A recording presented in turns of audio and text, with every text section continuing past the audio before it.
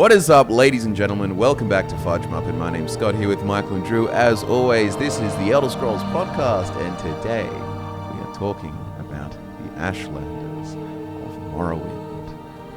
Yes, they are a very traditional people, and their culture, I suppose, is truest to the Chimer from ancient times, who left, supposedly, from Somerset and travelled all the way to Morrowind, following Prophet Veloth. Yeah. They're like... Sorry, go. Well, obviously, following the teachings of the three good Daedra, and they basically were Chimer like all the Dunmer were. But when the rest of the Dunmer basically formed great houses and became all civilized and kind of started running societies and stuff, the Ashlanders stayed true to the really like traditional, almost well, they're not indigenous, but you know what I mean. That kind of primal life is what they stayed true to, and arguably they even regressed further than they actually did in ancient times, because it said there that they had strongholds long ago that they'd live in. But, you know, by the time of Morrowind and onwards, it seems like they've really kind of embraced the natural hut life. Mm-hmm. I think that's what really separates them from the rest of Dunmer society, is that, you know, when the Chimer people came to Resdayn, which is now called Morrowind, it was all about survival. It was, you know, following the teachings of the good Daedra, heeding the warnings of the House of Troubles, and using that to decide how you live. But obviously, when the Great Houses emerged, partially due to Mephal's teachings, life became a little bit cushier for the Dunmer, and, you know, like overcoming the tests of Morrowind and the tests of mortality were kind of, you know, made a little bit easier. And I think the Ashlanders have always differentiated themselves on the fact that, you know, they live off the land, they stick to the teachings of their gods, and they would never allow for something like the Tribunal to happen in their society. Mm-hmm. It's kind of interesting. Sorry, go. I was going to say, they're also incredibly, like, xenophobic and, like, you know, they're not fond of outsiders, although you can, like, become friends with the clan and be known as a clan friend, but you can't exactly join them. You'd also want to be really careful around Ashlanders, because, you know, when you read a lot of the texts about them, there's this kind of idea that, like, oh, they're really misunderstood, and, like, you know, they're not just these, like, savages, although obviously exiled ones, and exile being a punishment of theirs for doing a wrong thing by the tribe, they turn to banditry and things like that. But you wouldn't want to be messing with them in general. Like, there's this idea that you can offend an Ashlander kind of without realizing it, to which someone might say, oh, but they won't attack you if you're unarmed.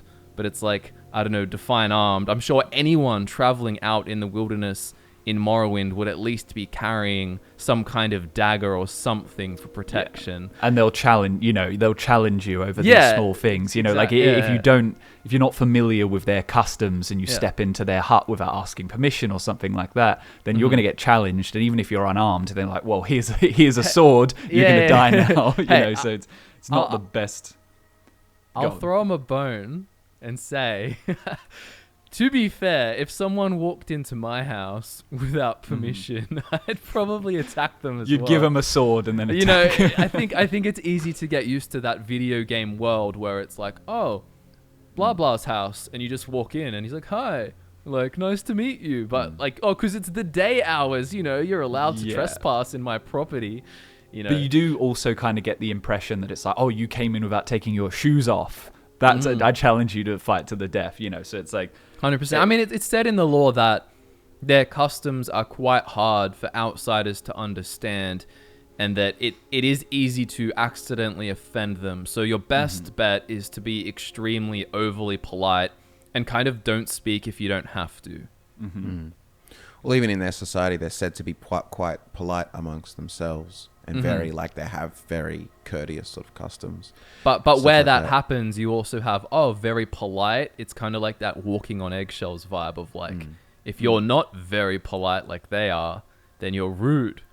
You know, there's a story of, I think it was from Elder Scrolls Online, but basically, like, someone out there exploring asked to speak to the leader of the tribe, and the person they were talking to, could have been like a Gulakan or something, was basically just put their hand on their sword straight away, ready to draw it, like, as if like, how dare you ask to speak to the leader? I'm getting protective, you know. Yeah, and you can understand. I mean, they're like So I guess to get a chronological idea, they come over with Veloth from Resdayn initially, and those Khyma would kind of be culturally the exact same. But then there is this weird distinction because it's said that the Ashlanders have disdain for the Velothi, and the Velothi is essentially like in the way they use it, it's like a blanket term for all of the Dunmer who were once Ashlander types that have sort of joined the houses. So this is like non-house Dunmer that are living in Morrowind, like the bulk of the populace, because not everyone's a member of these great houses and stuff. A lot of them are just sort of bulk Dunmer, right? Commoners. But the reason it's interesting to think that it might have actually been even further back in some ways, that if you have there's that term, so the Khyma come over, they're kind of all like Ashlanders and stuff, but then there's this kind of period called High Velothi culture, and this is where all those Daedric ruins are built and so on, and then there's these kinds of strongholds and stuff, and maybe they were kind of one and the same at that point, but it's interesting they use the term Velothi to say the blanket of Dunmer that go to this civilized thing. I feel like that's where the kind of split may have happened at the fall of High Velothi culture. That's when the Ashlanders really like, no, we're firmly this, and then the other Dunmer and so on. So you sort of have that rise of the House Dunmer, and you start having the rise of the First Council and so. It almost seems like any form of prosperity was kind of frowned upon by the Ashlanders. Like you almost have to live in sufferance in order to properly exist as a Dunmer. That's the thing too. Like I guess they're like at their core like philosophical tenets, the OG Ashlanders religion, and kind of what they worship now in the Fourth Era too, is all about like the struggle and the Lorcan's test to overcome kind of vibe. All of this part of the Sigic endeavor, and the 3-day good Daedra are the ones that can help them in this, and the Four Corners. They're kind of like Dunmer ascetics in a way. Yeah, like they're very much like abstain from any form of indulgence. So in a similar way to the Skull, like they're still all about getting as what they need from nature, and if it's a good hunt and they have lots to eat, then they're gonna eat. I feel but like they find the luxury and the trinkets and these things as kind of trash to them because it has no use, no purpose. But the one difference, like just not to conflate it too, the Skull is very like harmonious living with nature. The other one is still a very it's for the point of overcoming the reasons they feel more limited, then they limit themselves, is for the philosophical kind of angle. But funnily enough, though, it is in a way also similar. Like again, I agree, we don't want to conflate the two, but like the video that you made about the Skull and how the Allmaker seems to be a paramaic being, like Lorcan is, and more about that kind of thing than the Anuic angle. They do have that in common. I mean, the Ashlanders are obviously big fans of all the lessons of get good. Yeah. And which is also why it seems that rather, the House of Troubles plays an important role in Morrowind, but it is very negative, where it does seem like with the Ashlanders, it's still negative, but there's more veneration there. They try to appease them. They do worship them to an extent. But that's in the contrast too. So when you have and then the rise of the First Council, the Tribunal, they see the Tribunal as they betrayed Nerevar and killed him and so on. And a lot of these stories get handed down from.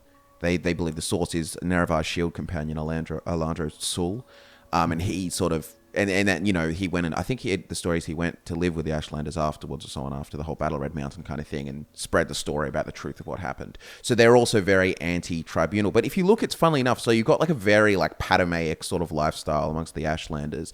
But then it's you don't call it, and it doesn't feel like Anuic because it doesn't fit into that binary. But like the worship of the tribunal is very, I don't know how to call it outside of just pro Dunmer, because and like pro their civilization and maybe like ego filling, but like a lot of the culture there feels different because the ordinators go out and hunt Daedric cults and so on, and the way that the good Daedra is seen is they were seen as this necessary but primal like crueler antiquity that you no longer need, and now you've got the enlightened, it's kind of like forms. A utopia dictatorship, if that makes sense. Like you've got these three gods, they're the law essentially, but they'll bring you prosperity as well. It does seem like the direction that the Dunmer went in, with High Velothi culture, which led on to the Great Houses, which led on to the Tribunal. It all seemed like forms of order, like orderliness being implemented into their society. So, and weirdly enough, you can actually trace a lot of that back to Mephala. Like, I feel like the Ashlanders, despite worshipping the good Daedra, would have kind of had problems with her, like, duplicity and her, like, deceitfulness and telling the Dunmer to assassinate their foes and whatnot, which staunchly goes against what the Ashlanders say of, like, never kill an unarmed enemy. You know, it's like, well, Mephala would say quite the opposite. So, in a way, Mephala does have that Anuic tendency to teach the Dunmer to live ordered lives and to, you know, do you know what I'm getting at? Yeah, kind of. It's but also interesting there too is that just another angle to pull from Mephala there, but like lies being a big part of it. But there's a part in the law that says about how a lot of male Ashlanders and stuff will like almost like lie or downplay or not admit to things or so on because like shame's a big part of their sort of culture. So they'll try and like hide all of these kinds of things and they'll live, you know what I mean? Like, and that's, I guess also then there's those weird challenges to honor and stuff that happen because of that. But that's another just. But that's as well why the Dunmer see them as liars. Yeah. Which is kind of ironic. But then again, like you look at the great houses of Morrowind, like not all of them follow the three like good Daedra's teachings by any means. Obviously, like they all, because of where they're from, they all take parts from it, like culturally and things like that. They can't help but do that. But I mean, you know, look at House Redoran, for example. They're very like, you know, tell the truth, take things seriously, do the right thing, kind of good guy warrior faction. They're not about like being deceitful and assassinating either. Yeah, it's like of all the houses too, like it was said that House Dress is the most traditionalist of all of them and the closest to reverence of good Daedra. And if you guys are ever curious, you could look up the Tamriel Rebuilt project and go and look at their like whole page on House Dress, and they expand it in a really cool way and so on. It's obviously not canon, but it's a cool idea. But it's interesting that the House Dress has they're probably like the closest connection to the original sort of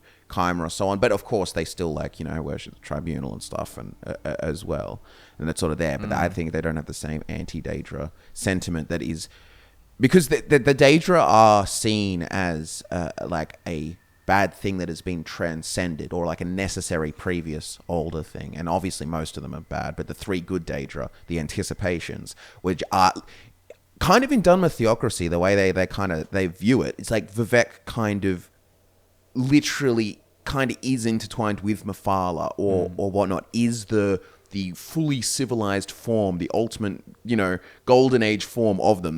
These were just cruel anticipations beforehand. Well, it's a very easy way to sell a religion, right?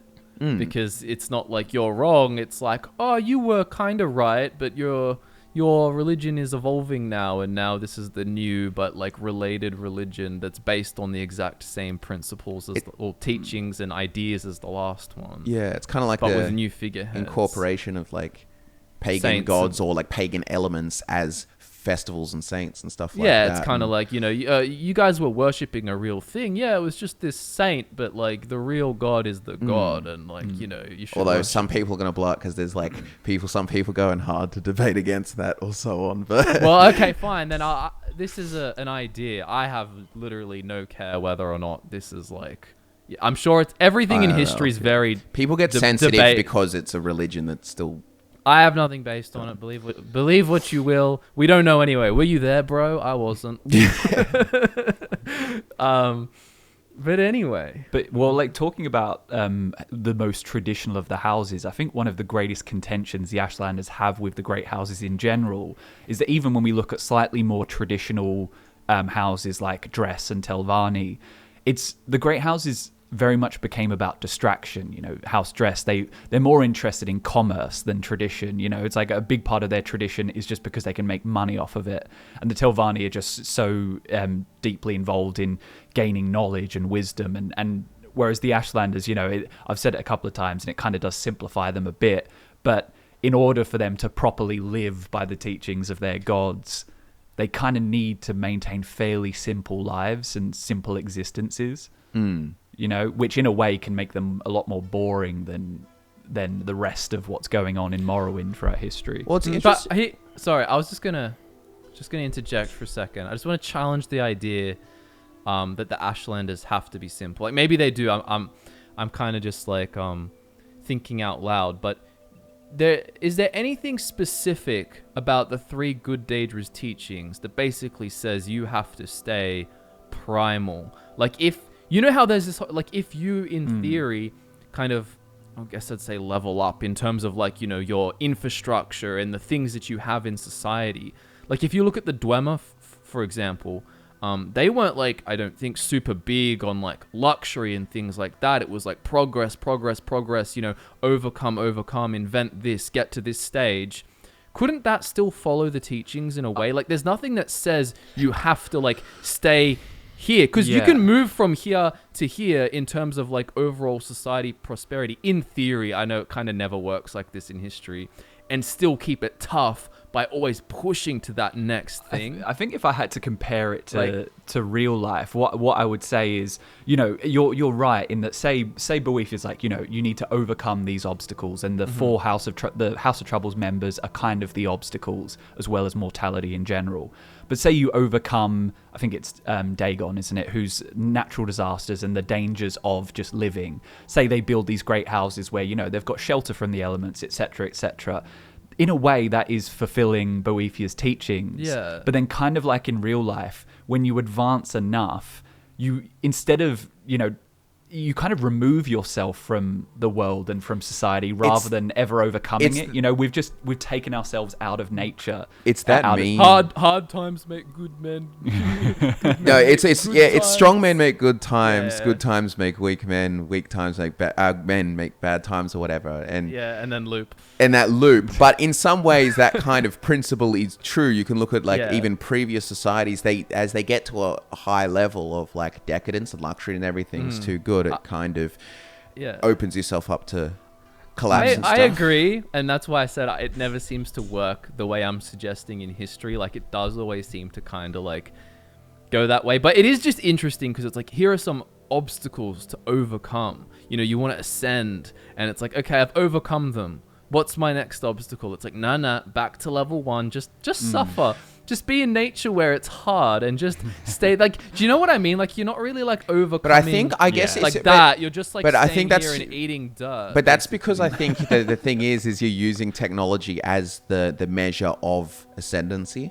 Whereas, for example, if you had a completely introspective or very like tight cultural sort of view of it, it's a very like inner thing. Or if you know, some people speculate it's like, you know, the 6 walking ways, like trying to achieve Kim or some sort of vibe like that, some sort of Sijic endeavor. It can be a very introspective and spiritual central thing. Whereas all of these other luxuries, these material comforts would distract you from that endeavor, in which they do with high civilization, because everyone spends too much time creating monuments to greater and bigger things. Whereas, you know, or to the, like, you know, worshipping the tribunal or whatnot. But that's why I think it's important, like, you know, choosing, like, there are different measurements. Their measurement for ascendancy or any sort of form clearly just isn't material. I can fully get that, but like, what are they going to achieve? I guess that's my thing, because like, if I was part of some sort of philosophy that was about overcoming, like when I look at monks, for example, right? Like, you know, monks can do whatever monks want to do and stuff, but I don't really see that as like it gets static after a while. Obviously, you can't measure like what's going on internally, but do you know what I mean? I feel like it would hit a point of diminishing returns between I've been a monk for 20 years or 30 years, or even just maybe not monk, because people will say there's like levels of spiritual elevation. Let's just say I'm going to live on the land, you know, as a hunter. At what level does that actually like change as far as obstacles to overcome versus just repeating the same life day in and day out? Because in a funny way, because I know to us and to any Dunmer living in Morrowind, you know, they may look down at the Ashlanders, but I think, as you said, Drew, in one of your videos, throw a citizen from Morrowind out into the wild and they probably wouldn't know how to survive. But the Ashlanders do. So are they really overcoming anything anymore? Because it would be easy for them to hunt and live that lifestyle. Also, and let's not just forget, it's, you know, you've got to take the culture in a totality as well. But their biggest things too is tradition, veneration of ancestors, than the way their ancestors lived, and also their what they view as ancestors, the three good Daedra and so on. Like, they're a very traditionalist group too, so adherence to those principles as well is another sort of thing they take pride in and so on. It's not as simple, like, you know what I mean? Like, I mean, it does almost seem like the idea is that you should advance, and maybe creating the houses is a good step in like Boethiah's teachings of overcoming. But once again, I'd say Mephala kind of undermines it in the sense that mortals get to that point and then they just start turning on each other instead of continuing in advancing that goal. Like the idea that you can just assassinate your enemies and vie for power and become the strongest house and become the strongest member of that house overtakes all of what really matters. So then in a way, the Ashlanders can be a bit regressive in the sense that they're like, no, we reject the house system, we reject Hyverlofy culture, but they're not really offering any alternatives. I suppose you could look at Dunmer religion and the three good Daedra as more individualistic and less as like this fully complete triangle that like it's easy to perceive them as. Like, like, I worship these three good Daedra. Here are their teachings. They may not necessarily all fit super neatly together. They obviously fit quite neatly together. But like we're saying, there can be kind of like, well, this God would kind of make sense or would kind of approve of this lifestyle more. Whereas, like you're saying, this God would prefer betrayal and being a power-hungry little kind of snake.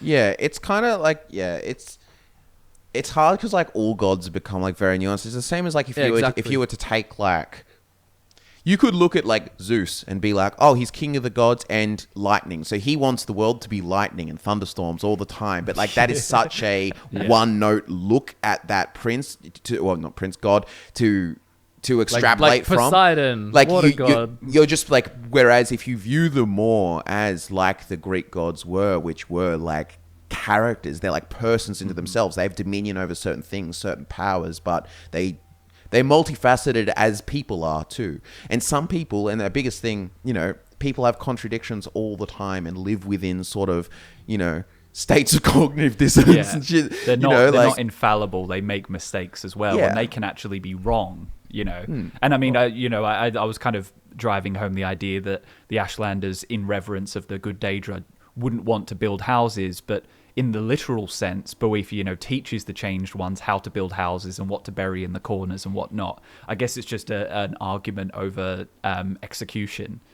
But I'd say really, if you're connecting the Ashlanders to Azura, the main thing they have in common is just hating the tribunal.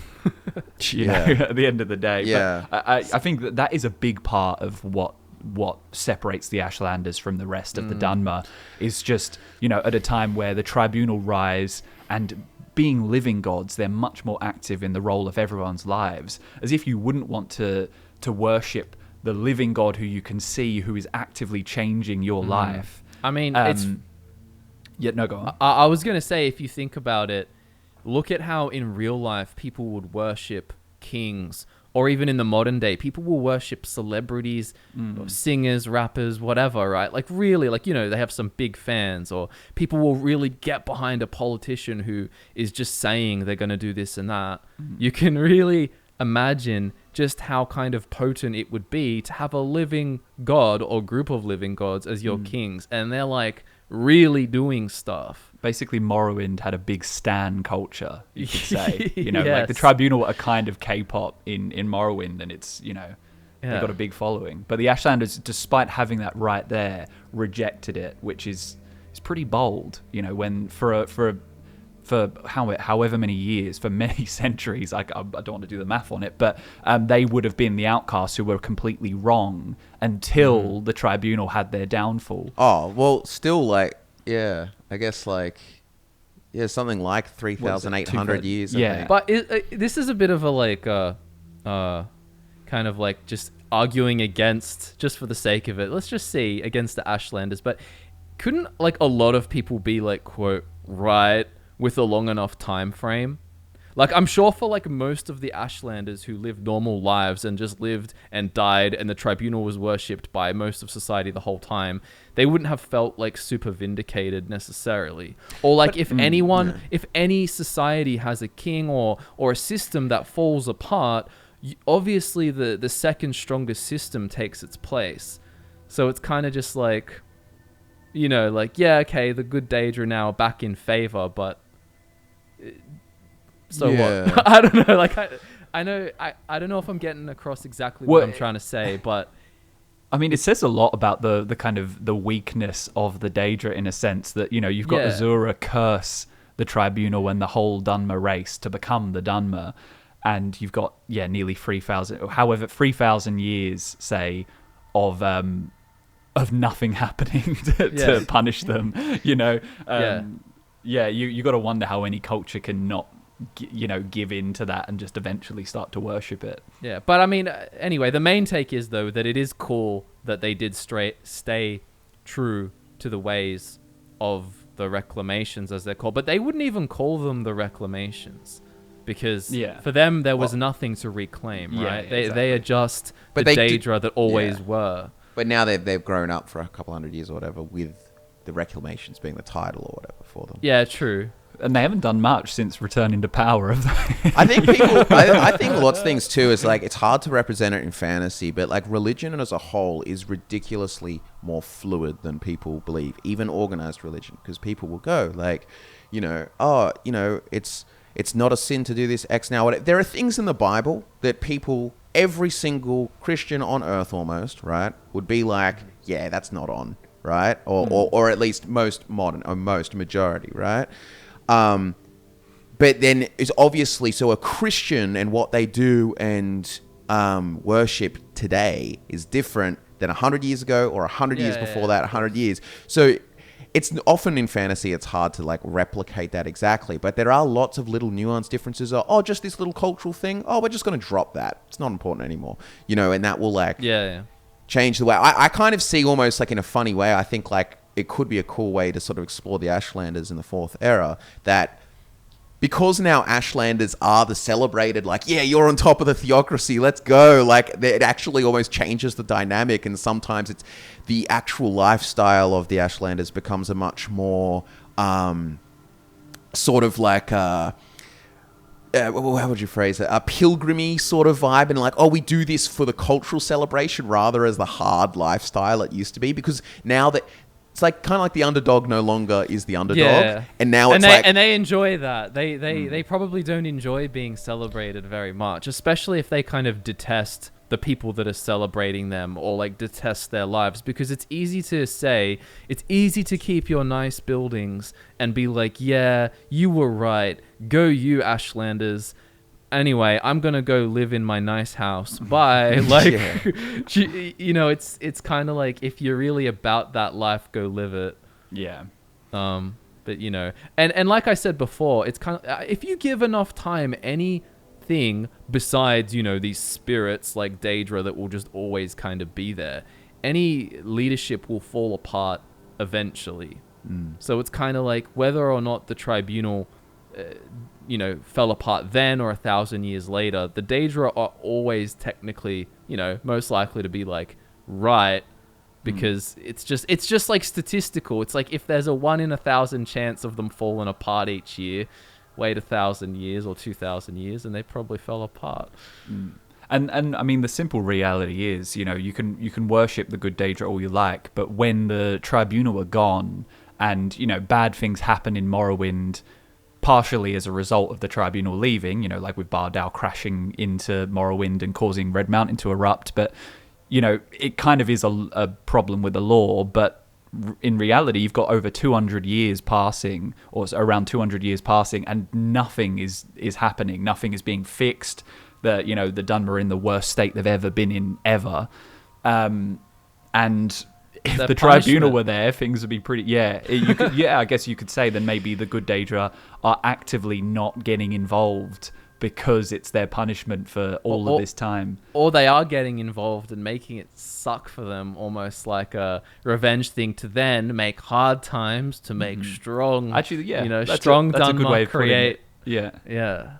So that is why the Dunmer have done nothing to recover. Well, we don't know that they've done nothing necessarily. Like, it's hardly news if you're playing Skyrim where they're going to be like, oh, we rebuilt this settlement here. Like, it's kind of like not really. There is some confirmation in Mournhold. I'm sure they've done something, right? Yeah, like, because they've been hit by the Argonians, the Red let's Mountain, just say, a bunch of bad stuff. For example, right, Mournhold is the capital city.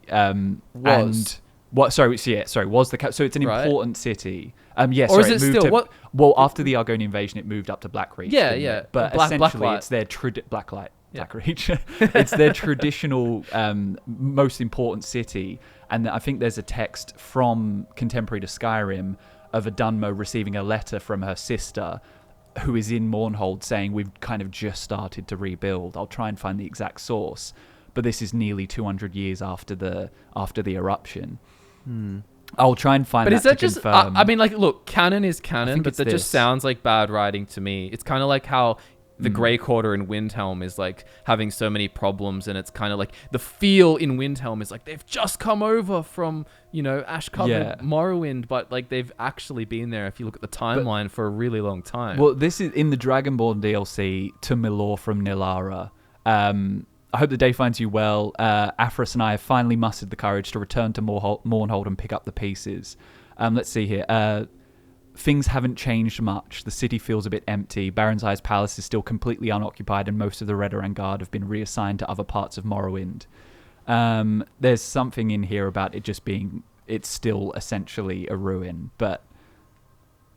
Yeah, you can get the idea that things aren't... I kind of imagine fantastic. it's just sort of like this like once grand city. A lot of it's like being destroyed and sacked and so on, but they haven't had the time or focus or anything to be addressing just rebuilding all the grand monuments or occupying them or whatever. But it could be, moved now. It's just moved, but still, like, I'm sure they're building in Blacklight or like, trying to do stuff there. They wouldn't just be sad in their in their cities for so long. Yeah. Because people underestimate, like, and you've said this, I think, Scott, about Fallout games before, where it's kind of like, it shouldn't feel like this bombed, and like people actually rebuild, like, people fast. You pop up houses and stuff within a year, like, not super nice ones, but it's not. Yeah, like, humans are actually more impressive than they get credit for sometimes, I think. I mean, look, I know we've got technology and stuff, but like, look at most cities around the world and their expansion in the last 50 years, right? And it just say halve the progress of that, quarter it or something like that, and say, because we've only got horse-drawn carts. But I mean, these guys have magic too. Let's not forget that. But you should be able to rebuild a lot faster and get things done. And especially having the knowledge of doing so, because when I say Fallout 2, I'm not talking about a tribal that doesn't know anything from past life. Like, we're talking about people who understand how to build their own city's architecture and stuff. They're not they're not without knowledge and without skills. So they should be able to rebuild. Yeah, it's the kind of and instead of living in tin cans, it's like they should probably just make a mud brick house, like it's not that crazy. It's not some super advanced technology. Yeah. Especially when you've got nothing else to do. But anyway, we were talking about the Ashlanders and things. Well, they live in magic. Yurts. They use all the insect kind of creatures for all of their gear and pieces and bones. Really live off the land kind of stuff. And there's going to be variation from tribe to tribe, and there are small cultural variations spread around. If they say Ashlanders, and assuming like it's all like the ones we meet are all close to to the Red Mountain, like where the ash is sort of spewing from. But like again, if you go like Vardenfell. In old, the further you go back when there's not eruptions of Red Mountain, it's like quite jungled and stuff almost. And I'm sure the land's changed a fair bit. And at one point they were, during the ESO Morrowind DLC, they were inside Scar, the crab. Like Aldrun used to be a Ashlander sort of camp place. And interestingly, this is what kind of the lore muddles a little bit or was, but it was originally only in the third era was colonization of Vardenfell, like licensed and done, I think outside of Vivec. So where you have all the Imperials going in and all of the great houses are going in, and it used to be sort of just a Ashlanders thing. So I feel like the Ashlanders could have been on Vardenfell for a long time, pretty uninterrupted by even other House Dunmer and so on for a good amount of time until they started further kind of colonization and settlement and so on. For sure. I think as well, something we should cover is just some more like basic societal things about the Ashlanders. For example, how they even like travel around and stuff. They use guas.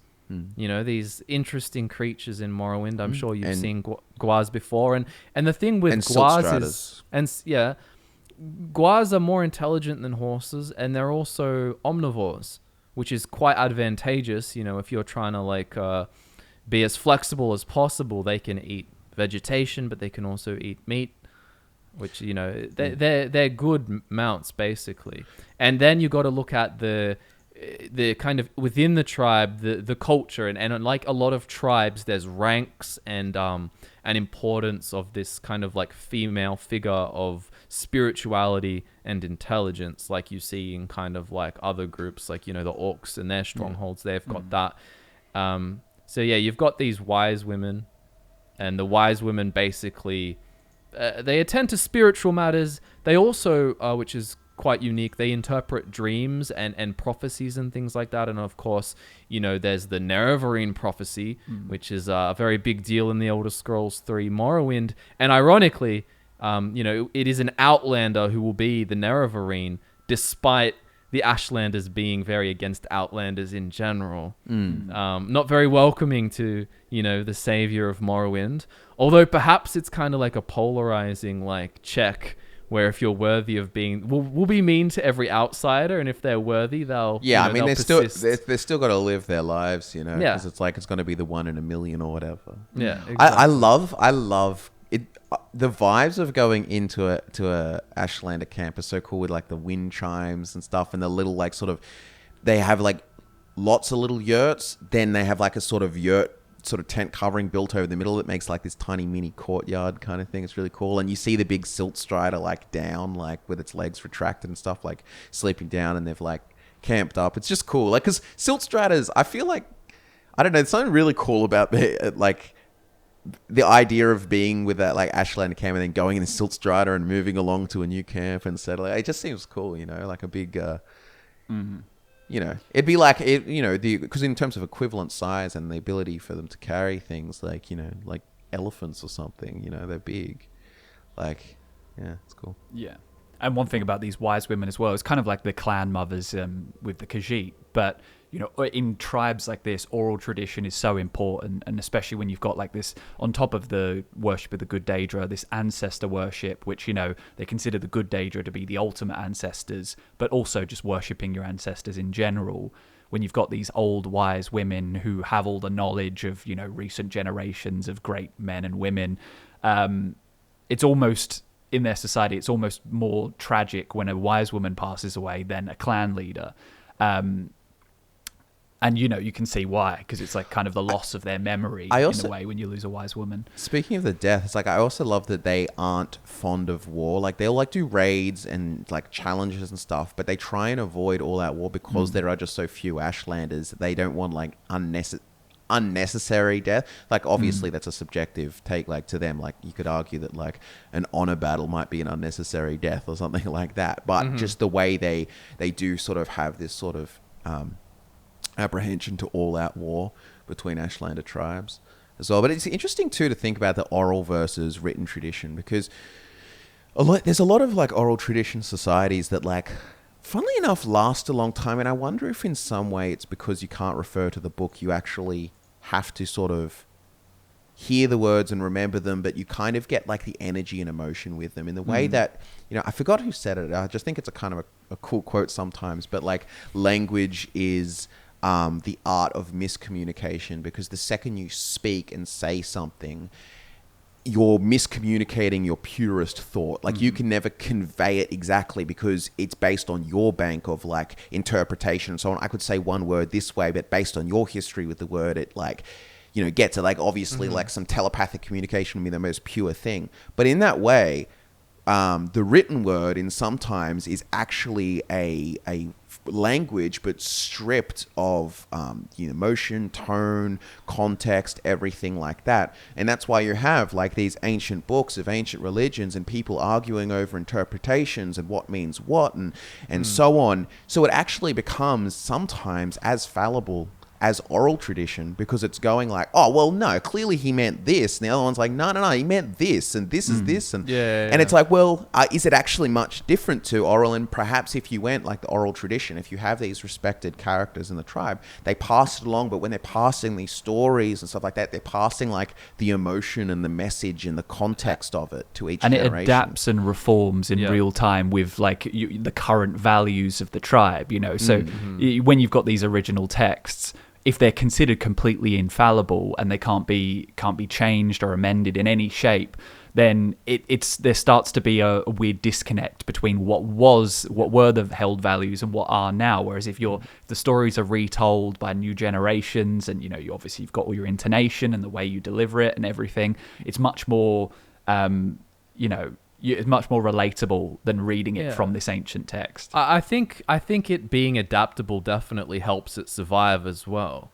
Because like you're saying, you can just twist it to fit, and therefore it continues to fit, and connect neatly with the current context that it's being told in, versus, falling into the past or being thought irrelevant. And that's the thing, like culture responds to environment too. Like when you almost like a natural selection of culture, but like sometimes there are things that are really good in the context of this environment. Say if there is like, arguably, like, it's bad, you could go, and people have obviously like different views on capital punishment or something like that. But imagine if you're in a situation or some kind of living or tribe, whereas if someone steals this food, they are literally going to kill someone else by virtue of robbing them of nutrition, and they'll die of starvation. In these more dire moments, you can understand that is a more cultural necessity to dissuade these kinds of things. Whereas in a context of abundance, those similar rules would need to be, you can get, it's not that bad, all right, and nick some bread. Yeah. So it's like, it's that idea that culture is in the same way as like even genes and so on is responding to environmental pressures. Yeah. And it's just something to consider. Genes, that genes. thing. Don't get started on the genes conversation. But I mean, like that kind of thing. And I fucking love science. The idea of having to adapt is always inevitable, because if you've got the ancient texts, like, using Christianity as an example, if you can't change anything about the text and it starts to get dated and doesn't fit modern values, you're essentially just bottling it all up until it bursts in some form of reformation, as it did, in which there's just a violent upheaval of what was, until you can adapt the belief system to suit the people of the time, and that's what happens. So, when you've got oral tradition leading the Ashlanders, you don't have that bottling up and it's violent upheaval. It's just contemporary. It's always contemporary to the beliefs and values of the people. It's kind of chill, like the Wood Elves are in that way with their spinners, and they tell tales and different stories things. Are the ultimate form of kind of like, inspiring action, inspiring change, and helping people with what they believe.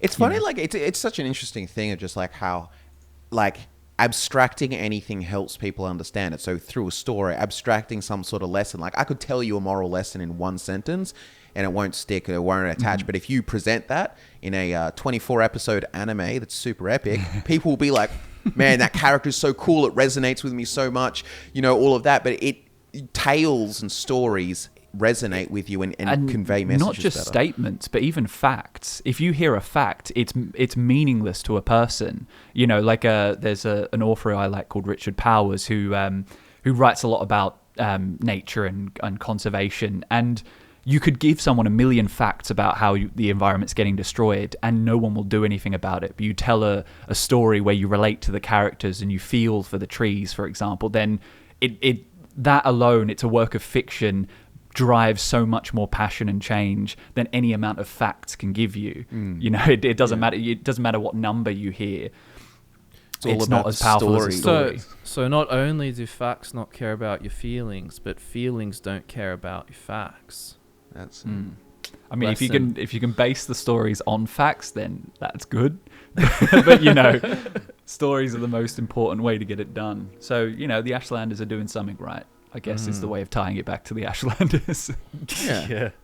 Yeah, and I guess it's all the store. It's the, you know, they're like Ashlanders are more spiritually in line with Michael Kirkbride's philosophy of Coda, you know, like it's sort of open source lore. They all tell tales and stories, and over time they will evolve slightly and tinge. Whereas you've got the whole, the opposite of the sort of death of the author concept. You've got the tribunal that are like, you know, authoring these big works and sort of dogmatic statements, and they like follow it. This is the truth, you know.